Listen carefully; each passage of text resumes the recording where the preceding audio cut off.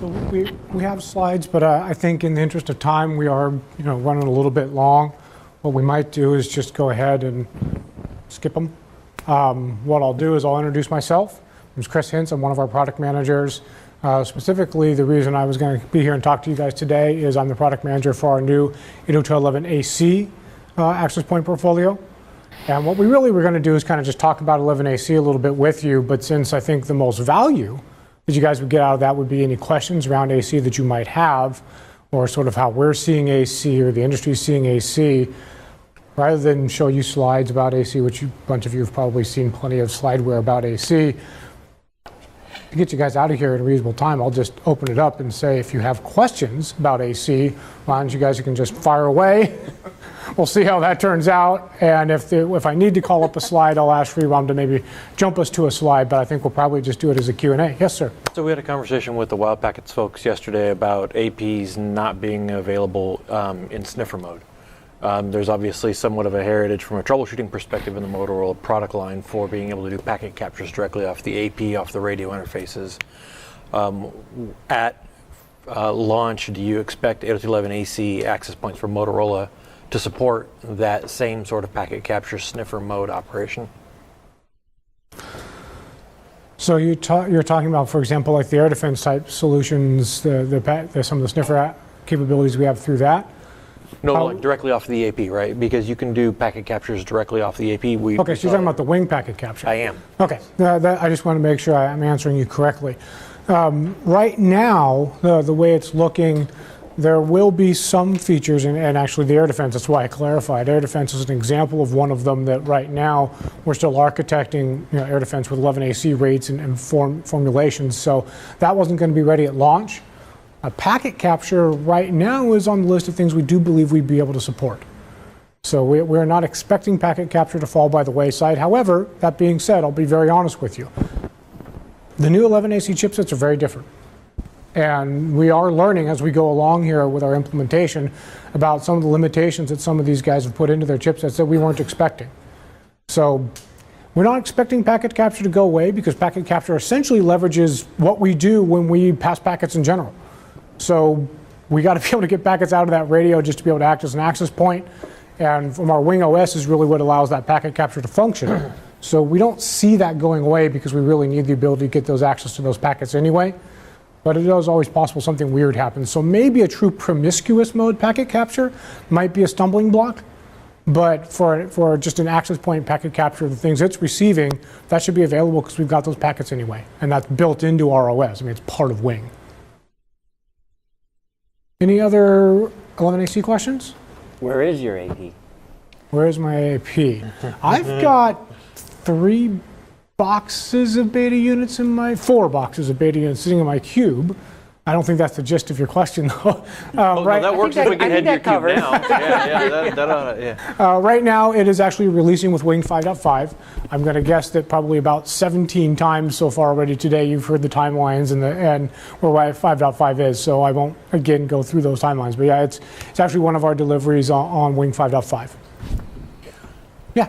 We all know Motorola has a large footprint in retail. I mean, do you really see a lot of your retail customers having a need for AC? I mean, a lot of those customers are doing small data, I would imagine. Just curious of your... It's a very good question, and sort of interesting in a sense that for what the retailers themselves are doing on their networks, that has traditionally been a lot of small packet, and that is very true. What we've started to see is a bit of a transition in 2 separate ways. One, we're starting to see more and more retailers realize that they can do more with the wireless. They put it in originally because they have beep and scan stuff going on, right? But more and more they've been starting to realize that, well, I've got it in the ceiling now. I can start doing more with this. I can start having wirelessly enabled displays. I can start having end cap units that have an advertisement that scrolls and is actually pulling from the wireless. So we're starting to see a data shift where we may get some value out of AC, but we could probably have a pretty good friendly argument about whether or not 3-stream 11N is just as good for those sorts of things. The other place that we're seeing retailers really change is, and the question came up earlier around Passpoint, and getting users onboarded onto the wireless network, and their perception of how good of wireless they're getting is starting to become a key issue. And the funny thing is, most guys, they're going to walk in, and this kind of device, does it need AC? No. It's got one antenna. What's it going to do, right? But if they're smart enough and they've got the tools to see what rates they're connecting at, and whether or not they're connecting at 11N or 11AC, the perception of how good that wireless is might start to vary, because I wandered in and I have a new phone. I have one of the new Samsungs or new HTCs that actually has AC in it, and I wander in and I see, kitten A? Are you kidding me? We're starting to see some guys change their opinions and just worried a little bit about the perception people have of their wireless network just because of the technology that's available. And it has nothing to do with throughput. And we'll all agree.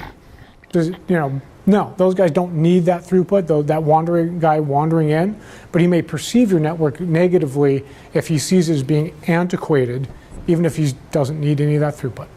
So some of them are starting to think that way, where they're asking about newer technology than they would ever use. Yeah, I've actually experienced that same thing myself, so good comment. So then I've been asking everybody that we've had the opportunity, I'd like your opinion on sort of the state of clients. With the clients we see today, for example, with no DFS support, right? There's basically zero chance we're going to see widespread adoption of 80 megahertz, much less 160 megahertz channels, right? And it's just not going to work if you're not using DFS. And sort of the state of clients today is just terribly awful. What's your take on when clients are going to straighten up and fly right? Well, before you answer that, the second part of that, so you can get them both at the same time, because you guys do so much retail. Well, right. The network I serve, we've got a fair amount of retail, Ticketmaster, antiquated scanner type stuff. They're not going anywhere. So you've got these, rooted in history wireless clients that just aren't going to change. You've got this leapfrogging technology. So you got Sam talking about, general clients in general, but then, again, a lot of the utilitarian wireless clients just don't seem to be updating. So how do you reconcile those with 11AC? As part two to my colleague's question. Keep me honest so I don't lose track of that one. Let me start here before I forget that half of it. DFS is definitely something, particularly on the consumer grade of equipment, we don't see a lot of those devices implementing it. Now, it's a little easier if you're a pure client, because basically you do nothing. You count on the AP to do all your work for you. But what we have heard is on the consumer side, particularly on the AP side, when I talk to some people, and I guess I didn't put this in part of my introduction because I don't talk about it all that much, I also represent Motorola Solutions at the Wi-Fi Alliance. When you talk to some of these consumer grade guys, they say, look, my consumer grade equipment churns so quickly that the amount of time it takes me to go through the regulatory rigmarole to go get DFS approvals, the next device is out. So I don't bother. Now what's funny is, the flip side of that story is, the most common place most people are perceiving that 80 or 160 megahertz channels would actually be viable is in the home. I got one where I've got one cell.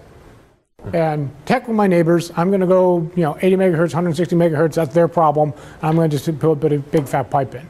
The enterprise, we really don't see very many people doing big channels, because it turns your wonderful 5 gig space into 2.4. Well, right, except that's been the compelling reason behind, driving throughput. I agree. How are you going to achieve that So wider channel? There's a lot of schizophrenia going on with that, and I actually completely agree that there's all this hype and there's all these throughput numbers and it's all so great and these big channels. But on the enterprise side, I don't see them being used that often. I really don't believe that you're going to see 80 and certainly not 160 channels that often in enterprise, because with the densities that most enterprises are doing, it's not valuable. In fact, it's counterproductive. I'd much rather stick with 40 or even 20 and be able to have a nice, good channel map and make sure that I don't have a whole lot of co-channel interference than go to 80 megahertz channels and have a nightmare, or even worse, 160, and I've got one big Uber channel I'm dealing with. Okay. So I don't see a lot of movement on that. And to me, it's larger than just the DFS issue. To me, it's really just the channel mapping, the planning, particularly in dense enterprise-style environments. Now, didn't forget you. Let's make sure I've still got your question correct. So you're talking about the fact that now, toss into that, you still got tons of old clients floating out there. And when you're talking about the enterprise, particularly retailers, and some of these guys that are buying an enterprise terminal that has been deliberately designed to last through a nuclear holocaust, so that thing's still working. You're not going to update it. Why? It's still working fine. And like you said, it's B, or hopefully none of the actual pre-B 1 gigabit stuff is still out there. Hopefully all that's already died. But I've seen it at least too. yeah, we used to still see FH, but thankfully FH has finally quietly gone away. Well, I guess another way of asking the question is, do you see people saying, okay, 11AC is maybe a time to upgrade those, or I don't. I just don't see any evidence of it happening. I don't think. I see two real big divisions that are starting to form. One is the networks that face the public, in a sense. So when we talked about the carpeted areas and, hey, the consumer's walking into that store and what do they want there, and they're doing lots of things that face the customer, and there's lots of really interesting and fascinating things you can start to do. And we talked a little bit about some of the locationing stuff, but you can also start to tailor, if I know somebody's there, what can I display to them on a screen, what can I do? There's lots of interesting things you can start to do that require bandwidth in that half of the house, as it were. But the other half of the house, where I'm still just doing beep and scan, like I said, I'm scanning a ticket. I'm in the warehouse and I picked something off the shelf and I'm scanning that barcode to show that I picked the order correctly and I put it in the box. They don't need AC. And realistically, when they will move to AC is when they simply can't buy anything that's not AC anymore. And I don't believe we're going to see those guys taking up AC anytime soon. Now, for Motorola, one of the things we're doing with AC is we're saying, look, we're not going to really charge a price premium on it. So we may get some pull-through on AC into those environments simply because, well, okay, it's no price premium over the 11N, so I'll go ahead and buy it. But we see those guys still very happy to deploy very cheapy, low-grade equipment because they just don't need a lot out of it. And most of the 11AC solutions right now are all 3x3, which those type of guys don't need. So the warehousing community, places where the only guys on that wireless and the only exposure to that wireless is an employee with some sort of ruggedized device that scans a very small piece of data, squirts it up, and he's done. They're probably going to be on like 2x2 11N for quite some time. Yeah. Is Motorola going to be the 2 gig or 1 gig on the AP? Can you share? And what's your thoughts on that? I mean, you have Aruba doing one thing, Cisco doing another, and I'm sure other vendors have a mix of some thoughts and ideas. For this first generation of chipsets, we have a single gig E interface. Now, our access points have 2 gig E's that right now the software doesn't enable the Aruba functionality. There's nothing that says we couldn't. It's just software. They're both there and they're switched ports. They're not. We don't have this. We don't traditionally utilize them that way. They're more intended just for a daisy chain operation or anything like that. For this first generation, we don't see a need for it. Yes, the number on paper is over a gig, but we all know that the reality of what you're going to get between the fact that 1 gig is full duplex and the air is certainly not full duplex, the fact that there's going to still be a predominance of legacy traffic floating around, and the fact that number is also, to your point, at the 80 megahertz channels, we really don't think that's going to be saturated. So we're not worried. We don't think that anyone's ever going to slam into that unless you very, very carefully crafted just the right test and the right traffic pattern, et cetera, and say, look, we clipped a little bit off the top. Now, leap forward, if 4x4 product really does show up sometime in 2015, and there's rumors and there's debate, frankly, in the industry of whether or not 4x4 really ever will occur. Because the question kind of comes down to your same question in a sense, which is people going, who really needs all that traffic throughput? MU-MIMO maybe becomes an argument for where 4x4 becomes interesting, but we can put that to the side for a second. But even for 4x4, I mean, the standard allows up to what, 8x8? The standard allows up to 8x8. Yes, and if they're already talking about not even seeing 4x4, wave 1, wave 2 implies there's going to be something beyond. But coming back to what you're saying, that may be a foregone, you're never going to see anything. Well, again, remind me marketing. to come back because you just said something I want to make sure I follow up on. But to close out on yours, so we're not seeing a need. Maybe in the second wave of chipsets, sometime late 2014, early 2015, we'd have to reevaluate that if we saw 4x4 or greater. But right now, we just don't believe that you're ever truly going to saturate it. So there's no reason to tell you to eat up multiple ports on your switch when it's unnecessary. Now, you made an interesting comment about the spec going up to 8x8, and hey, there's even debate about 4x4, wave 2, and implying more waves, etc. The single big thing of wave 1 versus wave 2, as I'm sure you've all heard, is the multi-user MIMO stuff. And multi-user MIMO is interesting. It's very, very interesting. And it has a potential to be something that could be very valuable. But it doesn't actually exist yet. And like so many things, I think it's going to be very valuable to see once the implementation shows up and we start to see how it truly behaves in a real-world environment before we know just how valuable it is. One place it could be very valuable, again, is the situation we talked about earlier, the store. And I've got a whole bunch of single antenna phones with all my customers roaming around, and hey, I can parallelize, in a sense, some of that data.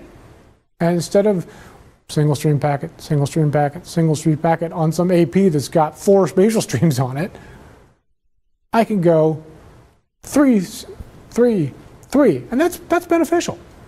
But again, if I craft a real-world test with real-world traffic patterns, with devices that really have multi-user MIMO and we now understand it better, does that really benefit us at all? Or does it turn out that with real traffic patterns and real clients that at the end of the day, the benefit is minimal? At this stage, I can't say that I have a good feel for that because nothing exists. There's lots of theory, and theory's nice, but it doesn't really tell us what the real world's going to generate. And so MU MIMO is the only thing I see coming that has something to it. I personally don't believe that we'll see much above 4 antennas unless MU MIMO just takes off like a rocket ship. Because the extra spatial streams do buy you something with multi-user MIMO. Obviously, that allows you more clients that you can MU MIMO to. And so if MU MIMO truly proves to be this game changer, highly valuable thing, then people might actually start adding extra spatial streams just for MU MIMO. But that's a pretty big if. And the reality is the cost of putting those extra spatial streams onto the chips, into the access points, the antennas, etc., it's really got to be a pretty good payoff to justify the amount of money that will have to get sunk in to go to 5x5, 6x6, or even, as the standard allows for, 8x8. Speaking of chips, can you share whose radios you'll be using? We're not really discussing that. Okay. I might offline share stuff with you, but we're not really discussing that at this time. So one of the things I've been bringing up with all of the vendors that we've been talking to about 11AC is the paucity of client implementations right now that are around. They seem to not perform very well. They seem to really be scarce out there in terms of their implementation, even though a lot of vendors are talking up AC, and I see clients holding back thinking, oh, this is the next big thing, we've got to wait for this. What's your kind of viewpoint on the client support side? Well, I'll split that in 2 pieces. For our clients, it's very similar to what I was talking about earlier with these legacy ruggedized things. We don't see a huge reason to move our client base eagerly onto AC. Our clients typically don't have that sort of traffic pattern. Now, again, we'll follow the chipset curve, and at some point it will be just as effective to buy an AC chipset as it is to buy an 11N chipset, and so we'll move. But we don't see applications pushing us on our client side to AC quickly. When we talk to some of the analysts, et cetera, about where the consumer side is moving, most of them are projecting that by the end of this year, AC is going to be in the majority of clients. Given that we don't really play on the consumer side as much, I sort of have to take their expertise on that. The holiday buying season is rapidly approaching. I would say that's going to be the true measure. Because if all these guys, laptop vendors, phone makers, et cetera, really are taking it seriously, they're going to start introducing in about a month and a half to 2 months so that everything's out there ready to go for that holiday season. Faster throughput, 11 AC, 11 AC, 11 AC. At least That's that's what they where- write on the outside of the box. Yeah. And that's where it's going to become important because they're going to say, they're going to want to point at the other guy and say, mine's better. And so that, I think, is going to be the forcing function. If we don't see much by this holiday season, then I'd say that's a pretty sure sign it's going to be a much longer drought because there's not going to be another real compelling push for them for a while.